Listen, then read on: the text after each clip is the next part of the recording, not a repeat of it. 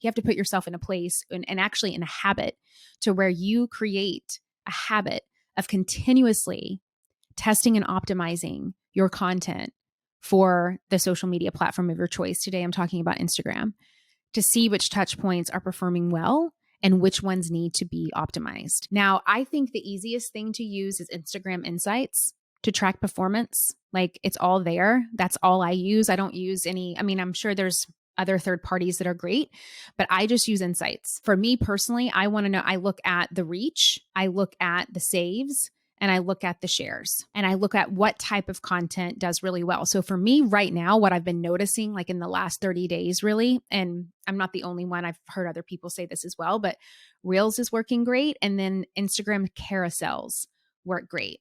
Whenever I just do like one static post, not as great. If I do like a longer video, not as great. But if I do a really short, like anywhere from 6 to 12-second reel, or if I do a carousel, that's what's getting the most engagement and reach and saves and shares, at least for my account at this moment. But I wouldn't know that if I wouldn't have tested a bunch of different things. And there were definitely things that did not do well, but I tested, I gave myself the permission to test.